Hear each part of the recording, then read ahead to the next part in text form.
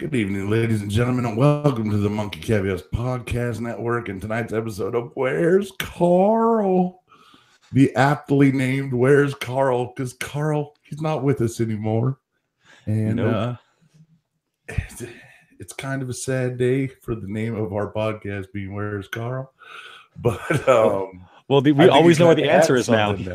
Yeah, he's out by the garden. Yep. It's not hard to miss. He's out by where Negan picks strawberries, apparently. All right, so I would say, like Chris Hardwick, that there's a lot to unpack from this episode, but there's not. Not really. It was really kind of it was a shit show of a return. Let's face it, nobody's happy. I've read a few things today, and I didn't see any happiness out there in the world. Well, I mean, I know that a lot of people are sad, obviously, but the overall state of the episode. Yeah, they're not so much sad as pissed off at this piss poor writing and all these silly jumps around time. It's like a Lost episode. It's so hard to fucking follow. Yeah, I'm hoping that next season with Nicotero out as writing and directing, that who the other person they brought in, I hope that the new writers' room will get back to some of the stuff that made the show good. All right. We've got a rumor that we're losing Maggie at the end of this season due to contract negotiations.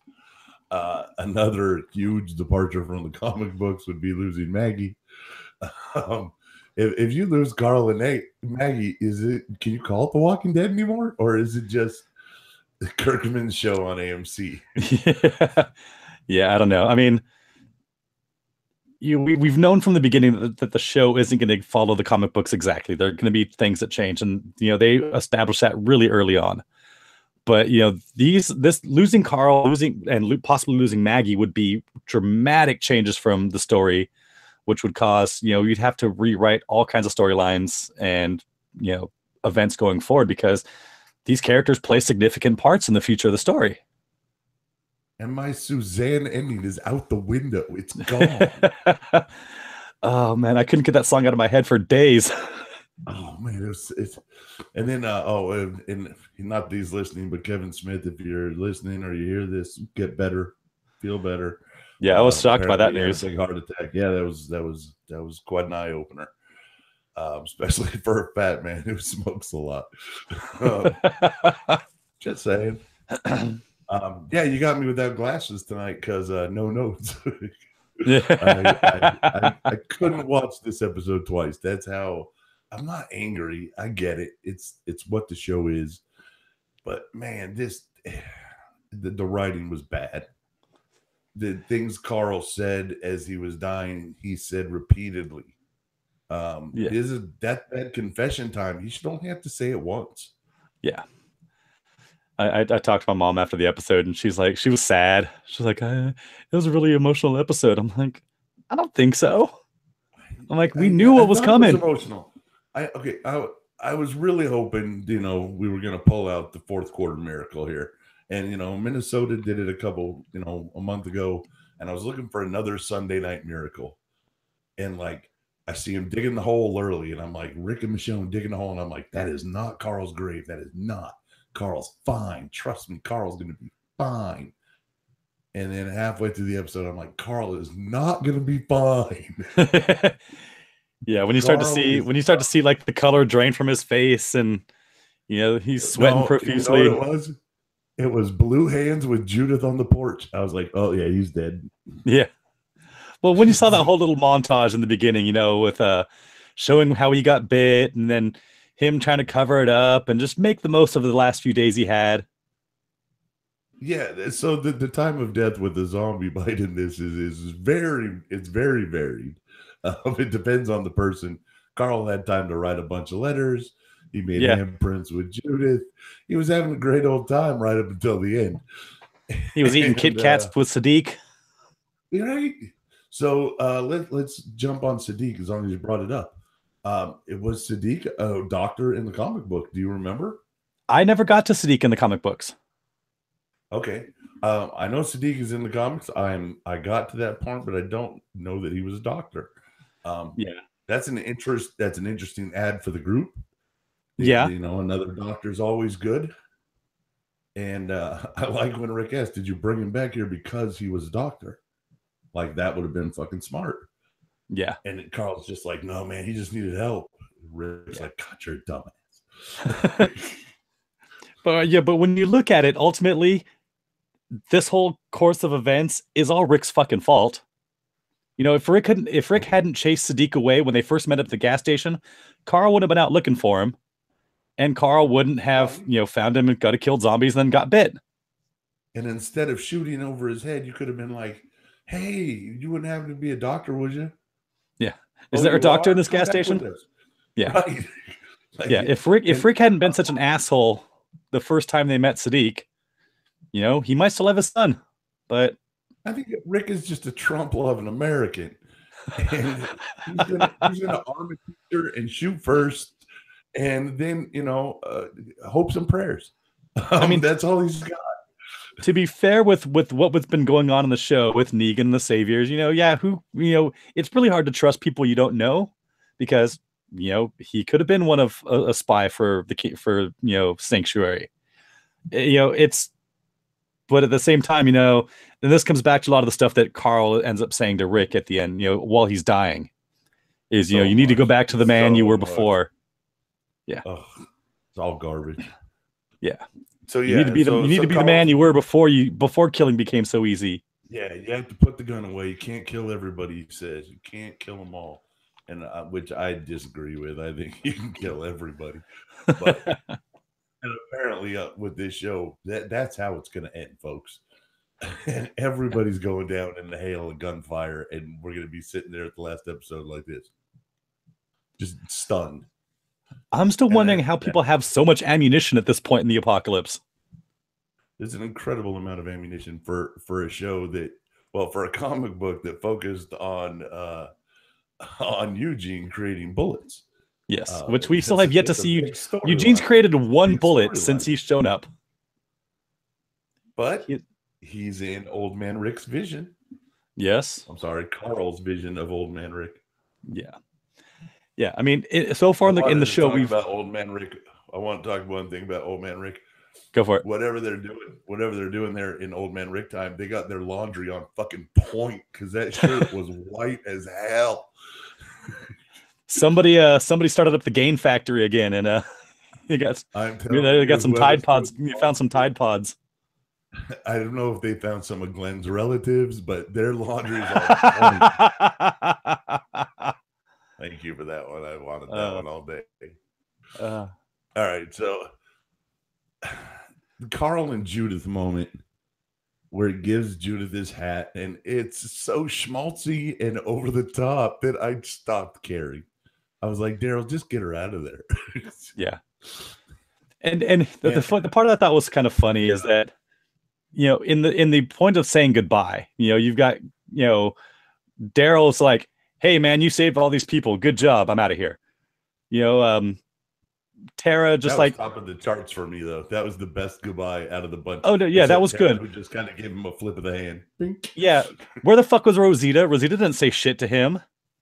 Nah, she got nothing to say. Nobody else bothered to say goodbye to Carl. Hilltop. I was like, where's Enid? Enid's at Hilltop, right? No, she's at Oceanside. She's at she's at Camp Crystal Lake. Yeah, her and Aaron went out that way. Yeah. He's on the next Talking Dead, Aaron Russ Marquand. So you might be dead. Could be. Is this the inevitable run up to the end? Do you think have we lost so much steam? Or is AMC so dependent on the Walking Dead franchise that they're just gonna keep pushing it no matter who leaves? It's I don't know. I mean, it's one of those shows. There is still source material that they can pull from, but we're getting at the end of our 8th season. Shows don't seem to run this long anymore. You don't get shows that run. It gets to the point of profitability versus how much it costs to make the show. I mean, who knows? I don't know if they really have another franchise to kind of anchor themselves after Walking Dead ends. And they can still keep going Fear for a little while, but You Well, know, let's see how the Morgan crossover works there. yeah, we'll see if that works out. Time will tell. Um, do you think at this point that the ending of the comic book and the ending of the show will be anything near similar? Honestly, I have no idea. I mean, I don't know if Kirkman's even thought of an end for this book, or if he's just going to keep going until he dies. Which is fair. You can. You don't need to end it. Well, and here's the thing, story, you have an end. And here's the premise. I mean, the premise for the book was what happens after the zombie movie ends. So this is just a very extended epilogue to any given zombie movie that's been out there. So really, where do you end it? Right, because you can see even in this scene with Rick and Carl and Michonne that this is the easiest death Rick has dealt with, and it's Carl. Yeah, like he broke down over people less than, but for Carl, he seems to be okay with it. Well, I mean, I think that really bothered me about Rick in this episode. It's not. I don't think he's okay with it. But I think it was kind of like an Obi-Wan moment. I mean, he, in his final moments, Carl, dropped some wisdom on Rick that Rick wasn't prepared for. And, I think he's, looking at this as my son's gone, but, he gave me something important to think about, for going forward, if we're going to keep killing everybody, there's going to be nobody left, to join us to help us out. We've got to be different. Right, there's only 2 left from Atlanta. We can stop caring about people. Like you've taken away the heart of the show for us. Is the Atlanta? Well, we've got 3. We've got 3 original people left. Carol, Rick, Daryl. Daryl was 2nd episode, but okay. I mean, he's pretty much been there since the beginning. Yes, you're right. All right, so 3. But yeah, and 2 of those 3 people, if they were killed off, I mean, the fans would revolt. Right, and neither one of them exists in the comic book. Exactly. Carol's long dead, and Daryl never existed there in the first place. Exactly. Yeah, I wasn't talking about Rick. Right, so I don't understand. Yeah, I can't see the comic book ending being anywhere even remotely close to what the TV ending's going to be. It's going to be 2 fully different things by the time it's over, because it is now. Yeah, I mean, and I don't. This is kind of a show and a book where there isn't really like an end point. Where do you? I mean, how do you stop it? Unless everybody dies, the world ends.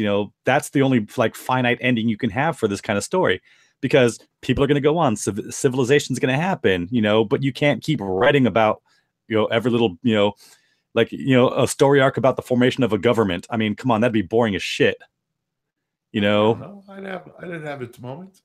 But yeah, like I mean, like yeah, you have like a 6-issue run about like somebody's campaign to become president of the new world. I would dig it. I would dig a campaign. That would be fun. A debate. That would be awesome. Nixon, Kennedy, and the apocalypse. I'm down. With the zombie moderating the whole thing. I'm intrigued by that because I want to see Jerry moderate the Ezekiel versus Maggie, debate for president. That's fucking great TV. Cobbler. And I was happy to see Jerry in the future vision. I was, because for a while there I was thinking the future vision is heaven. All right, yeah. So if we're gonna do that, then okay, everybody's there, so you get to see everybody, and that's why Carl walking through the frame kind of makes sense. If this is what his envision of heaven is, cool. But that means at least Judith lives to that age. Yeah.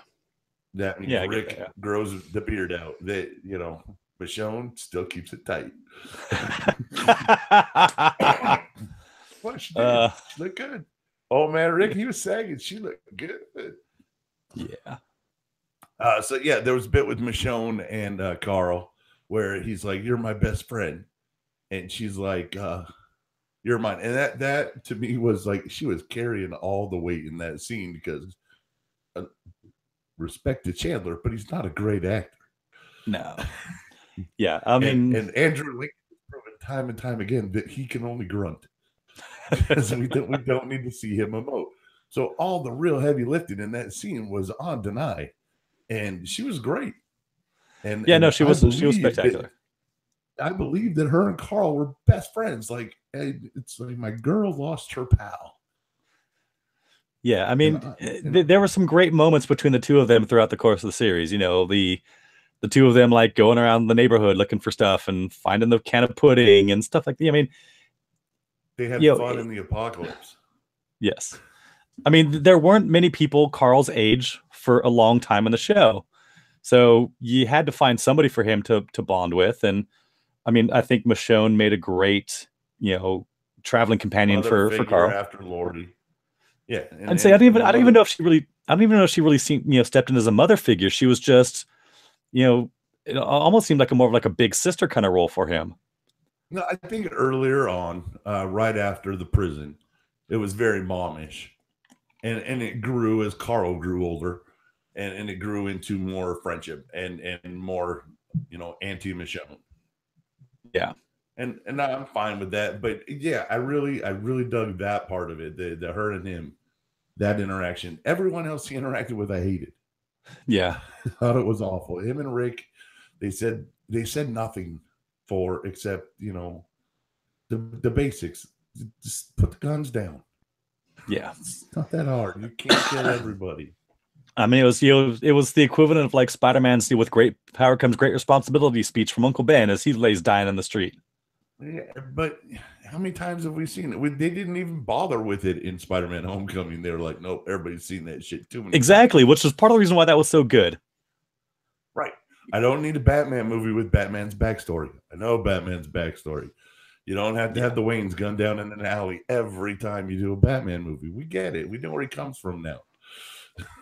But the last time we got to see it, it was Negan and Maggie getting gunned down in an alley.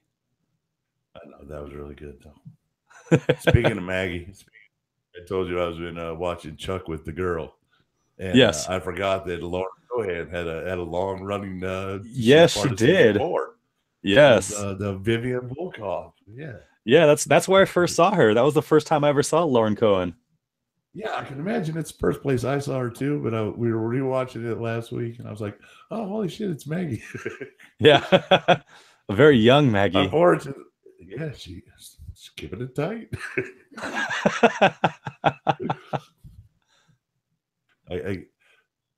We'll get to Maggie, I'm sure, this season because obviously I think we're going to kill her off. So, yeah, I can't. Like I said, if you're expecting me in season 9 to care about Tara and Rosita, I'm not gonna. I can't. I don't want to. Yeah, I don't. The only people that I care about that are left at this point are Carol and Jerry, and I care about Jerry far more than Ezekiel. Simon, because I don't want anything bad to happen to Stephen Ogg. And that's about it. Like, I got a bad guy in there that I'd rather protect over anybody. Yeah. I'm watching, because I don't have notes, I'm watching the episode right now on the TV with the sound down. And it's Dwight and Rosita and Tara Michonne in the sewer, and they're telling you, no, we're not going to fucking leave now. That would be stupid. Yeah, because they're bombing the shit out of you. Yeah, I mean, seriously, who thought that was a smart idea? But Dwight brought up our point. Carl did, by the way. Carl put everybody in the sewer. No. Who thought it'd be a bright idea to leave the sewer while they're still bombing the city? Oh, fucking Tara and Rosita, the idiots. They're horrible. Yeah. Well, I'm going to say Tara. I'll go with Tara. Yeah, Tara would have gotten everybody fucking killed if people listened to her. Rosita's got a little bit of a head on her shoulders, and she's kind of hot. But I'm not saying that losing Maggie is a big deal because she's hot. Losing Maggie, she's a great character. She's Maggie because she's the president of goddamn Hilltop. Yeah, that's a huge. It's such a deviation from the comic that you would have to. Instead of incorporating all the Andrea story that Michonne took over, now you're going to put Michonne in the Hilltop and have her carry all the Maggie shit too? Yeah, I was going to say, if you get rid of Maggie, who do you have take over Hilltop? Jesus? Yeah, Michonne, Jesus. Jesus is all right with me. I mean, maybe, groom Enid for a position, but Really? Do I care about Enid? No. See, that's the thing. I can't care about somebody you brought in the middle of season 3 or 4. Those are my peeps. My peeps were at the CDC. My peeps were in Atlanta. My peeps, we were there. We watched Carl become a man and then die. Yeah. Yeah, I mean, losing somebody from day one it's a hard loss, but it always is. And I'm glad they did it this way instead of doing it at the end of last season and really rushing through it. But they could have rushed this one a little more. It didn't need to be 90 minutes. Just a quick note, your sound is coming through pretty staticky right now. All right. How about now? Still. Let me unplug. I'll plug it right back in. And pause for station identification. And now I can't hear you at all. Uh-oh, and I lost video. Oh, this is good. This is real good. All right, bear with us, please. It wouldn't be a show without some technical difficulties. I'm coming back. Oh, there he is. I can hear you. I'm coming back. Am I back? Is that yes, better? And you sound better too. All right, good. All right, so anyways, where were we? Sorry. Technical difficulties run amok. Like I was saying, this is, it wouldn't be a show without something. All right, are we about done with Carl? I think so. Do you have any final thoughts on Carl? Do you have a favorite Carl moment? Well, it's got to be eating pudding, right? That's one of my favorite moments. Now, the one thing I will say about the one thing I will say will surprise me about Carl's future vision is Carl, in his vision, had Negan living in Alexandria, in a rebuilt Alexandria, picking strawberries, calling Judith little darling. Yeah. Seeing a different side of Negan that, you wouldn't have expected to see based on what we know of him so far. Right. And that'll take us to the very end of the episode with Rick under the tree. And we talked about it before the show started. When exactly does this fall in the line of the show? Because there's a lot of jumping around. Don't know. Yeah. So we could go back and see if he's wearing any of that shirt with the hand injury at any point. But I thought that it was him as he's about to deal with Negan's fate, taking a moment to remember what Carl told him. Yeah, because clearly from the previews and stuff we've seen for the next episode and for the remainder of the season, he hasn't taken any of what Carl said to heart yet, because you get clips of him on the radio be like, "I'm going to fucking kill you, Negan." So that the advice that Carl gave him has not sunk in yet. Right. I think we saw in the preview that he's going to read Carl's letter, and I'm sure that's going to be the emotional push and exactly the same words that Carl said in the sewer, just overdone one more time for the audience. Probably. Yeah. And I don't want to hear everyone's letter. I don't want a whole episode of Chandler Riggs doing voiceover while people sit and read. That would be the most boring episode ever. Dear Enid, you were my first kiss. Thanks for the memories. Bye. Thanks for the memories. Should have been a handy. What the hell? Yeah, and as far as we know, poor Carl died a virgin. Yeah, that's unfortunate. Poor Carl. Yeah. A lot of people going down with their V cards in the apocalypse. Yeah, I can see like some of them knows like, you're like, hey Carol, have a great summer, Carl. Your typical yearbook drivel. That would be so great if one was just, hey Judith, hang loose. Yeah. Bro. Keep it sleazy. It's like, hey Michonne, remember that time we found that tub of pudding?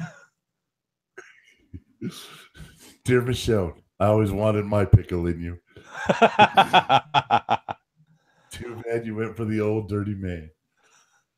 So this may do several episodes of Emo Rick, which, God, I hate Emo Rick worse than I hate regular Rick. Yeah, we'll probably see a little bit of Mopey Rick for a while.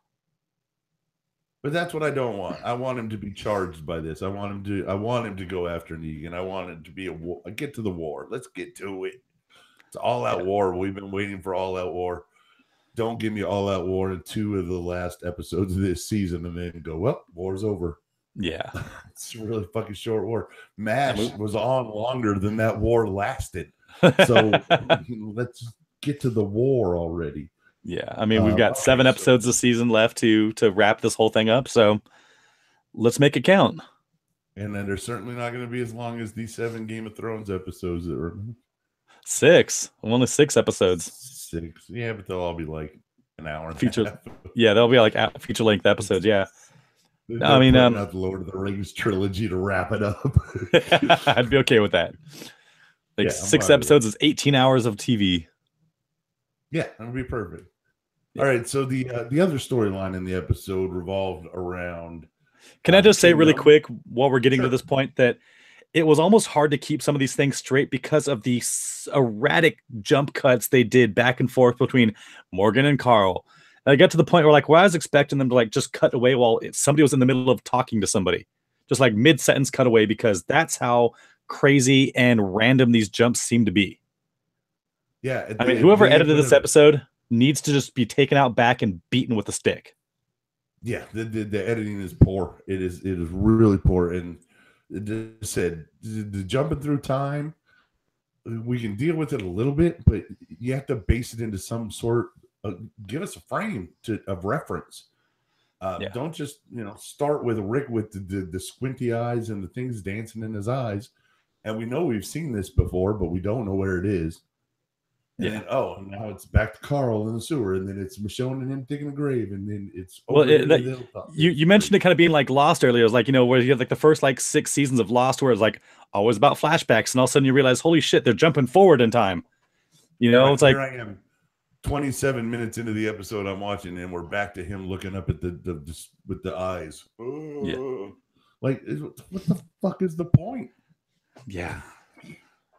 They just we need to know that how Rick feels. Rick is torn up about the death of his son, Carl. Yeah, Coral. I got it, but he's not in the sewer. Oh, and there's the old man Rick. He's got a limp. Did you notice the cane? Yeah. When he's old man Rick in his super white shirt. Man, that shirt he must have taken an arrow to the knee in his adventuring days. Look at it. Everybody's hair is so well coiffed. The Heaven Dreamscape looks pretty damn good. Eugene's got apples for everybody. It's fantastic. Yeah, they found a load of detergent and shampoo and conditioner. Right. They got the laundry on point, and now they're digging a grave. What the fuck? So that's, and we're all dealing with it because we're all watching the same show, and it's frustrating. It is frustrating to say the least. But, that's all I have on Rick and Carl and Michelle. Cool. Yeah, it was like 30 minutes or so, 40 minutes, or maybe 20 to 30 minutes of them, which really only amounted to, hey, put the fucking guns down. Yeah. And then that's what, and some half-assed goodbyes. They used the Death Cab song in the beginning, I think, of the episode. Yeah. The montage? The montages. They did a really nice Death Cab song, or not, Bright Eyes, not Death Cab. Okay, and, it was a really fun song. Not a fun song, but it was a good song for the moment. But at the same time, it could have been, all we are saying is give peace a chance. And then they could have just cut to the end of the episode and it would have been over. Yeah. It would have been like greatest episode ever. And the one thing I'll give Carl credit for is he did take himself out there at the end. All right, yeah, I was fine with him taking that responsibility off of Michonne and Rick. Because Rick wouldn't have been able to do it. Right. Yeah, but Michonne would have. She's tough. She would have. It would have affected her pretty hard. But I mean, Carl obviously didn't do it. I'd have made Tara do it. I'd have made Tara do it. Like, shoot him right in the head. I want to watch you shoot him. But I mean, look at Carl. Carl, had no problems like killing his mom to save Judith at in the prison. So you knew if it came down to it, he would put a bullet in his head if he needed to. I watched Talking Dead with Chandler, and Hardwick asked him if he was mad that he didn't end up turning into a walker. And he's like a little bit. I mean, you kind of want that at the end, but at the same time, I didn't want to have to go through the makeup and the contacts. And Nicotero goes, you mean the contact? They could have drawn they could have drawn an eye on over the little gauze patch on his other missing eye. Right to the end, awesomeness. I mean, he said the last scene they shot was the scene with him and Judith in the sewer. And, okay. When he came out of the sewer set, the whole cast had come around and they were all wearing eye patches. Oh, how sweet! Yeah, we will miss Carl. We definitely will, but we're not changing the name of the podcast. It's not Where's Carol. That's funny. So, at the mid-season finale, the last year, so Kevin and Bean show, morning show in LA on K-Rock. Since the start of the show, Kevin has hated Carl, like just outright hated Carl, to the point like they've had Norman Reedus on a couple times talking about the show, and like he has one of those little station identifiers. He's talking about the show. He's like, the only people I want to shoot in the head with the crossbow are Kevin and Bean. He's like, and no, I won't kill Carl. But like after that episode, like when they were talking about the show, like he just kept playing like choir music, like every time like they talked about Carl dying, like he was so ecstatic that Carl was dead. Like that just made his year. There's an interesting one. What character dying would make the show better for you? Oh God! How could you lose so much that you don't want to see them anymore? For me, it's easy. It's Tara. I hate Tara. I hate her. I hate her. I hate her. She could go. I mean, there's a number of like minor characters. Like I wouldn't mind seeing the Junkyard Kids go. Oh, the Black Parade, the whole Black Parade. Yeah, I mean, I don't see much use for them. I mean, basically, like the only fun part they have now is. I mean, aside from like the nude art projects, there isn't much going on there. But at least they have an art culture. This is true. They're the Silver Lake of the apocalypse. Yeah, I mean, there is a lack of art in the future. So, I mean, good on them for trying to bring back some culture.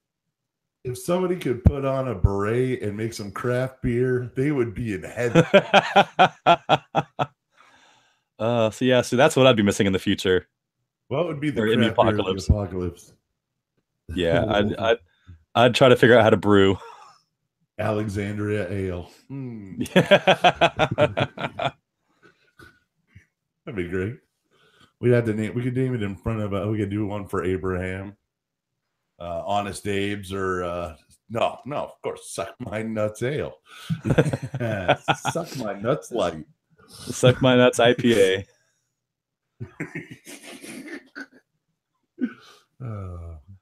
And some pizza delivery one for Glenn. Maybe just cauliflower. And tomato juice. Oh, that should be. Too soon? No, that just sounds awful. Yeah, it does. All right, so part 2 of the episode, the kingdom. Let's deal with this. Ezekiel, this was the fun part of the story of the episode. Yeah, it really was the fun part of the episode. Way more interesting than Carl. Yeah. So they just dragged Carl out way too long. So Ezekiel gets taken by Gavin and the rest of the saviors, and he's pretty much being told repeatedly that he's going to die. And officially now, anytime somebody tells you on The Walking Dead that you are going to die repeatedly, safe. Yeah. Totally safe. You're totally fine. And Ezekiel is I got to give him credit. He was cool as a cucumber the entire time. Like, dude's like, you're going to die. You're going to die. He's like, yeah. I got my people out of here. I'm good. Badass, right? He's like, the destiny is not written. You can do whatever you want. You don't have to do what they tell you. And the guy's like, nope, I got to do what they tell me. Yep. And kudos to Gavin. The character, he was a loyal guy. Yeah, he's like, dude. He's like, I liked you, Ezekiel. He's like, so this sucks that you went and did this stupid shit because now you're gonna die. Right, because dealing with the Hilltop prior to Rick's arrival was a cakewalk. They just rolled over and gave up the goods, and then see you later, Jerry. Bye, Zeke. Well, Hilltop bent over for Simon. The Kingdom, they didn't bend over so much, but they they had a deal worked out with them where they had a relation. Yeah, they had a good working relationship. Yeah. Gregory, bent over and showed Simon his ass and be like, put it in here, I'm good to go. And only X number of people in the Kingdom even knew that they had a deal with the Saviors. Yeah, exactly. It wasn't up for public debate. It was something Ezekiel had to do for his people, and he did it. Yeah. And he did it consistently.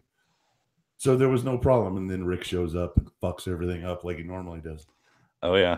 I did like the Carol and Morgan breach of the theater though, where they blow the front door and everybody turns their attention that way, and then they come in like off the stage and they're like, I mean, there's like some Navy SEAL shit going on there.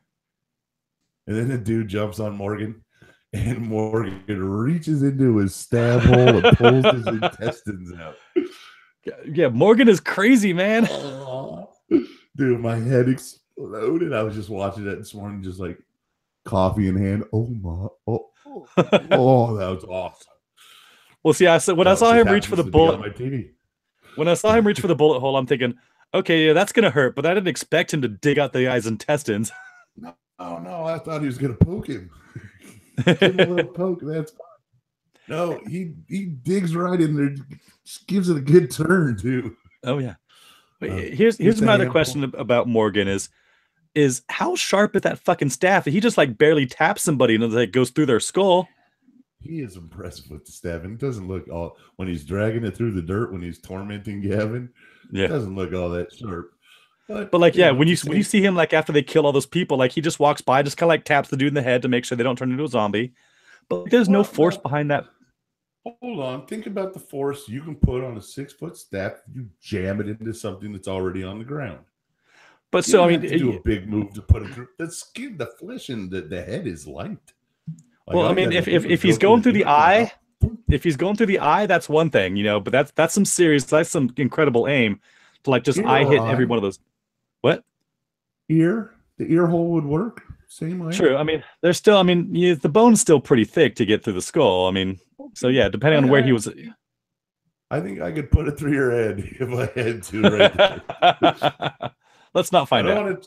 Let's not find out for the purpose of science. And now we break away to the science portion of our show.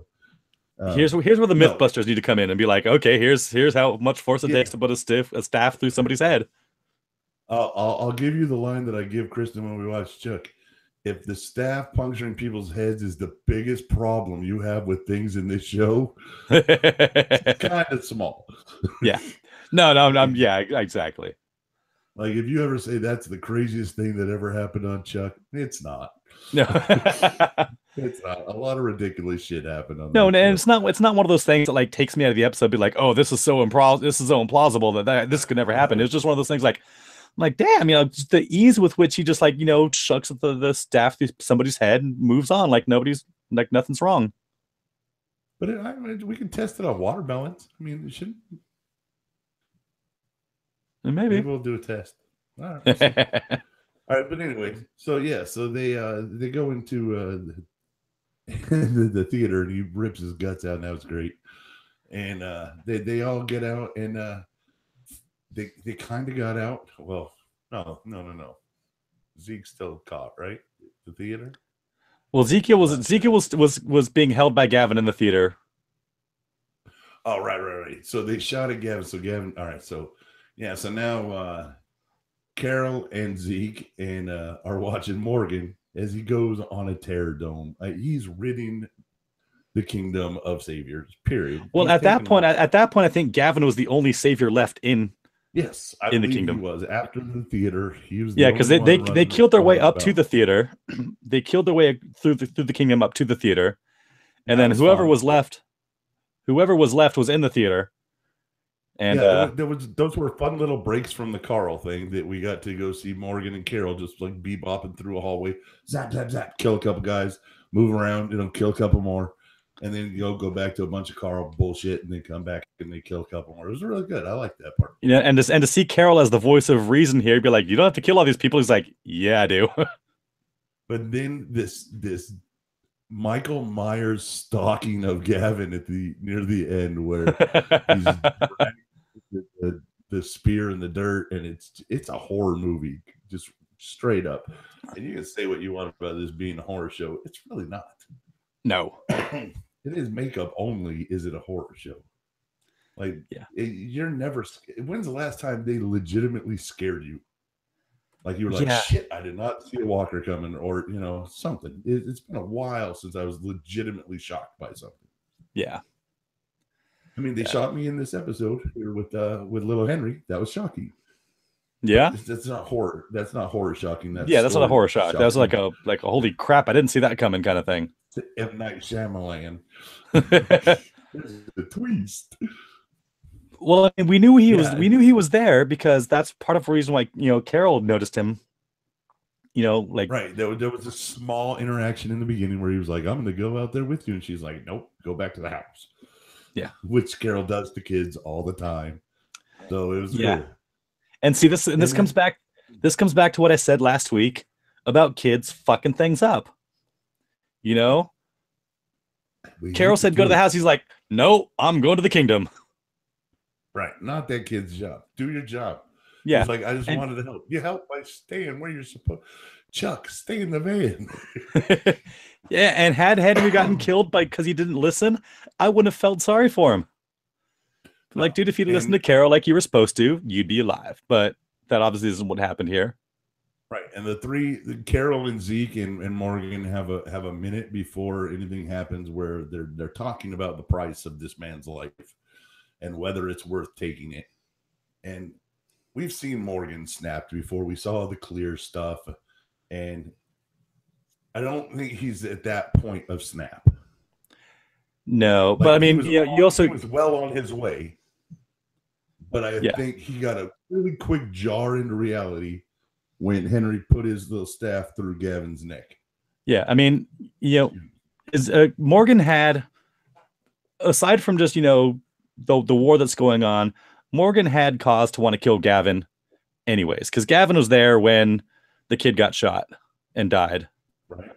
I can't remember the kid's name. That was the older brother, Henry's. That was Henry's brother. Yeah, Benjamin. That sounds about right. Yeah. Morgan was there. Morgan had been training Ben, so he had some connection there, and he kind of lost a little bit when Ben got killed. And I think this is now he's gonna get his revenge for this whole thing. He's been waiting for the moment, and the moment's finally here. Right. I think that might be part of. Yeah, we know Morgan's MO is to really shut down, freak out, go a little crazy, and then disappear. Yeah, he goes bye-bye. So the lead into him going to fear is it's all right here, except for the timelines not matching. But that's for them to figure out, not us.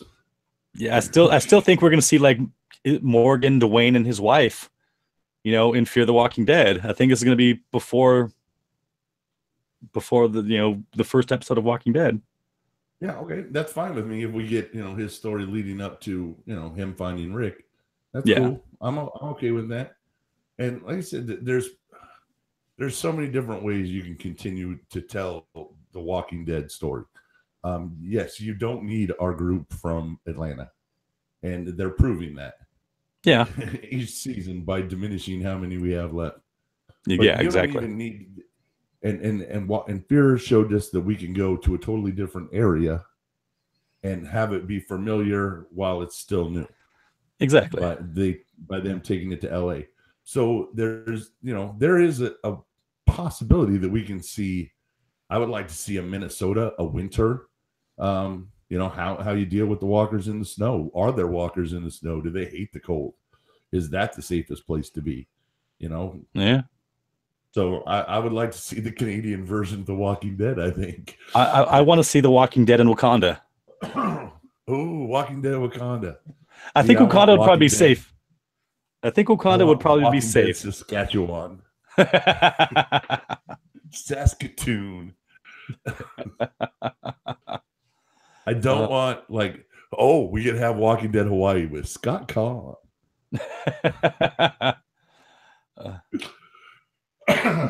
Tropical zombies with like Lays and coconut bras.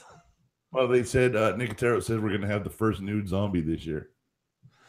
Wow. Yeah. So, that's probably something none of us want to see, though. For Hawaii, that sets us up nicely for Hawaii. I mean, unless the nude zombie we're gonna see is like, it's a female and she just died, and she's not all decayed. I really don't want to see it then, because you know what? You know what it's gonna look like? It's gonna look like Melisandre from Game of Thrones. Yeah, it is. It's gonna look like a baseball in a tube sock. Oh, that's just a disturbing image. Well, there you go. Enjoy it. I mean, maybe it'll be a male naked zombie. You know, it'd be like Dennis Franz. No, it's a chick. Oh, it's a chick. Okay, it's definitely female. Yeah, they're not going to be swinging brain. Might be the greatest episode title ever. Walking Dead, swinging brain, hanging brain, hanging brain. Is Hawaii the absolute worst idea for a Walking Dead spinoff? Or can we think of one worse? Like, ooh, what about like Walking Dead Toledo? Like Walking Dead Miami with like a bunch of like methed out zombies. No, because then you get the old Jewish ladies too. So no, I'm gonna pass. And again, less clothing. Yeah. So, anyways, Morgan kind of breaks when Henry stabs Gavin, and breaks. I don't know if it's breaks, but breaks back maybe into like more into the reality of holy shit, this kid just killed this guy. Yeah. Yeah. This kid who's probably like what, 10 years old. Right. Like 12 maybe, but he stuck a spear through a living person's neck. Not good. Not good. So I like that Carol went to admonish him. Like, what are you doing here? Why you're not even supposed to be here? Ezekiel's like, Carol, not now. Yeah. I mean, what's that do to a kid? You know, you look at the world that they live in, and this is the kind of things that they're used to. But you know, should you have kids that young be killing people? But look, Carl killed Lori. He was younger than that kid. Yeah, actually, he might have killed some. I knew he'd been killing zombies before that, but was Lori like his first like living victim? No, that'd be Shane. That's true. That's right. He did kill Shane, didn't he? He did. Yeah. So yeah, Carl's got some scratches on the old notch. Yeah. He's squeezing it out. So yeah, I think this will lead us to Morgan's eventual departure from our group, and because can he do both shows really? I don't think so. I guess I think he's wrapped on regular Walking Dead. I think he's done. Yeah, I know they're shooting Fear now. Yeah. So yeah, I mean he's obviously done with season 8. I don't know if he'll be in season 9, but how are we going to lose Carl? And then within the next 6 episodes, we're supposed to lose Morgan and Maggie now. Yeah. Like, come on, you're cutting the heart out of us. Yeah, I mean, you can have a handful of like minor character. You can have a handful of minor character deaths in the season. That's fine, but when you start killing off like major players, it really, that's usually like the sign of an end. I mean, look at I'd say like Rogue One. I mean, by the end of that movie, pretty much everybody you knew was gone. Right. Yeah. Even what other show does everybody die on? Westworld. I don't know. No other show tears out their original cast. Like ER, maybe. Yeah. ER shredded their original cast over 10 years. Yeah. So Grey's Anatomy did the same thing. I mean, yeah. I mean, any show that's going to go on for that long, you kind of have to. You can't expect the same people to be around for 10 plus years. All right. And I'm fine with losing people. We need to lose people. We need to gain people. if we don't lose, Dale, we don't have a Jerry. If we don't lose Shane, we don't have the governor. So Yeah. you have to lose people to replace them with the bigger, badder version, or just something different, because that's grown old and tired. Yeah, I mean, if you have the same people for 8 years, the show gets stagnant. You gotta grow and you got to evolve. And we've talked about how the show is stagnant and very repetitive, and it's we deal with the zombie horde, and then we deal with the humans, and then we deal with the horde, and then we deal with the humans. Yeah. And now it's like we don't even deal with the zombies; we just deal with the humans. Yeah, I mean the zombies are props now. I mean, now granted, I like what Morgan did with the zombies when they were running through, the kingdom. Oh, yeah, and they brought him to use them against the savior. Yeah, he got him chasing him, and as the guys come out the door, the zombies just pounced right on him. I mean, that was brilliant. That was a good bit. It was a good bit. Like I said, the whole thing with Morgan was better than the Carl stuff. Yeah, I mean, it kind of reminiscent of last half of the season, though, with like when Morgan's going through that base and just like capping people left and right. It's like got gun in each hand, just like bam, bam, bam, just like taking people. Like guy pops his head out of the door, Morgan takes him out. Two guys come around the corner, Morgan takes them down. I mean, when Morgan is got his sights set on something, man, that guy's damn near unstoppable. Yeah, and watching the combination of Morgan and Carol roll through the whole hilltop or the kingdom was pretty impressive. And it's a good thing that Carol was. It's a good thing that Carol was there watching his back, because at one point that one guy did get the drop on Morgan, and Carol put a bullet in his head. But that's why you always have to have a second person. Yeah, and you need that tension needs to be there. That they can get the drop on me. Yeah, but had Carol not shown up, Morgan was all set to do it by himself. Right, and that's the don't go out by yourself kind of thing. So yeah, and I mean, same thing with Carol. Carol was going to go by herself too. But they're all running around by themselves. Michonne left by herself. Yeah, well, yeah, for stupid reasons. Oh, I just had to see it for myself. No, you didn't. See it for myself. No, you didn't. Just take everybody's word for it. Yeah. They say, hey, we got him pinned in. Be like, fucking A, Cotton. Right. So recently, I don't know if you're aware, I live right near the Billy Graham Museum. And, I think Matt's here. Maggie's Death is next. Morgan was talking to Evan like Jason. We covered that, sir. We covered it well. Yes. We said the exact same thing. It was like a horror movie. All it was missing was like that. So Kristen asked me if I wanted to go up there and see Billy Graham's dead body, and I'm like, no. I mean, I know it's on tour and everything, but no. He died like a week ago, and it's still touring. Yeah. It's leaving for Washington tomorrow, I think. Yeah, it's crazy. But the boy mentioned last weekend that showed us he posted something about the travel route it was going through his area. Oh man, there's going to be so many. Friday's the official burial, and like every president is coming, and it's going to be a nightmare. I'm sure it will be. Yeah, it's going to be. Yeah. So it's a mess. I don't even know what my point was about Billy Graham, but it had something to do with what we were talking about, and I've lost it. I didn't make notes. It's a rough one. Yeah. But anyways, all I'm really saying, and then I think I speak for the entire fandom when I say stop killing off the people we fucking like. Start taking out the ones we don't, and let's just balance. If you take Carl from us, give us Gregory. Give us something we can cheer for. Yeah, that's all. Yeah, I don't need every death to be depressing. Some of them have to be uplifting, and we wanted it coming for a long time. Of course, right yeah. Now, I mean, it's a small list now of who we want dead, and apparently, Negan's not going to be one of them because he's picking strawberries with Judith. Yep. So.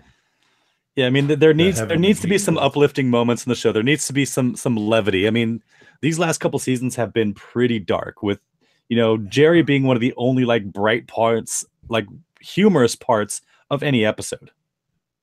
Yeah, and some of the funnier stuff I've always said I like when they do fun stuff when they go around and when they have to go on supply runs, because supply runs are fun.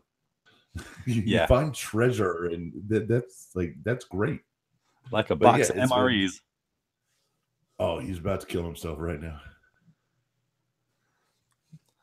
That was nice. It was a good. It was nice that they gave him a silenced pistol.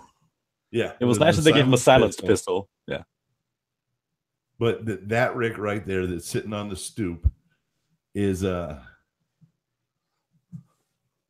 that's interesting. That's the best and what I don't want to see from Rick for the rest of this season.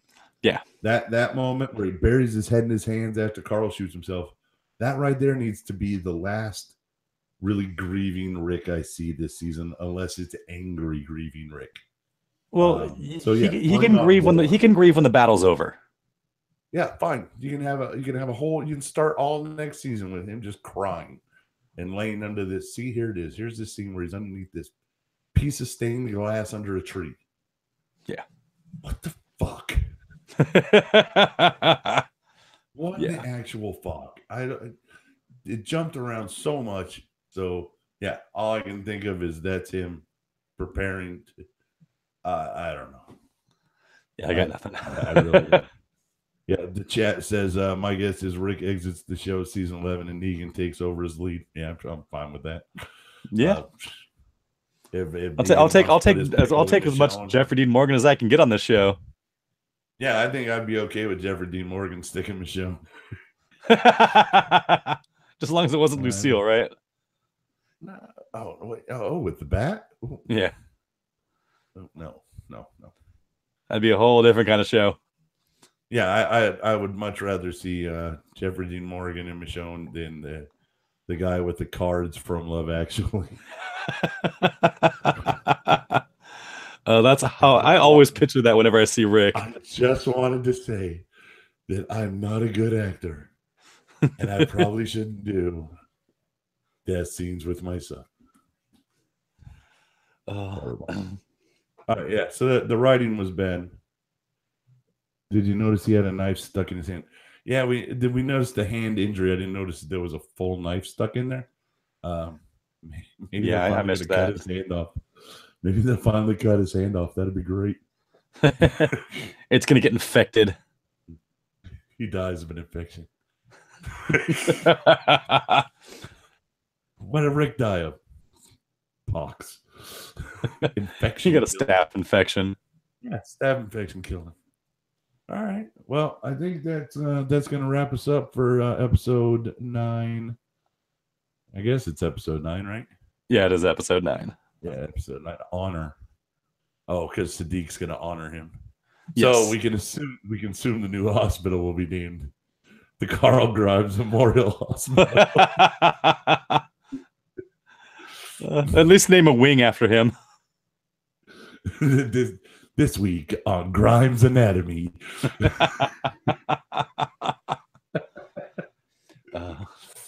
Yeah, I want a zombie apocalypse medical drama. Zombie apocalypse medical drama. Sadiq is. At least we know where Carl is now. Yep, in the garden. He's pushing up the daisies. Right next to the strawberries. All right. Yeah, that was going to do it. We'll be back next week with what can only be a better episode because Simon's going to see the trash people. Oh, yeah. Simon's going to see the Black Parade, and that's going to be a fun time. I can't wait for that. I think we get some Negan next week. I think so. That'll be good. More than just old man Negan in the garden picking strawberries. Yeah, but he makes a hell of a cobbler. I'm sure he does. Strawberry cobbler. What else was I going to say? And hopefully they start setting up Maggie's exit. God, that'll be sad. That'll be a horrible end of this season to watch Morgan walk away and then have Maggie go. Oh, yeah, I don't want to think about that just yet. Yeah, because that's going to make for a rough season 9. Yeah. All right. Well, let's hope we don't have to deal with that. Maybe she'll be able to do 2 shows. I mean, how much does she really do on this show? She's in like 20 minutes of footage each year. Well, when you have She can episodes that handle deal specifically with one character, like half the season, so she's only in like 2 episodes a season. Right. So she doesn't have that much to do. She can get another show on whatever and do that and then come back and see us and do, her 45 minutes of work, and then we'll still have Maggie. Yeah, let's Recast do the character. Recast one of them. Let's see what happens then. Like, don't just kill him off. Just recast it. Like, the part of Maggie will now be played by Lauren Graham. that. Like, it worked on Bewitched, damn it. Right. Hey, we changed dicks midstream. No one noticed. Yeah, or nobody cared either. Nobody cared. It comes back, and the part of Maggie will be played by Roseanne Barr. It'll be fun. No. Yeah. All right. Don't recast the roles. Kill them all. All right. Anyways, we're gonna go. Until next week. Love many, trust few, and do harm to no one. Have a good one. Oh, I hate this computer because it doesn't say we're off that air yet.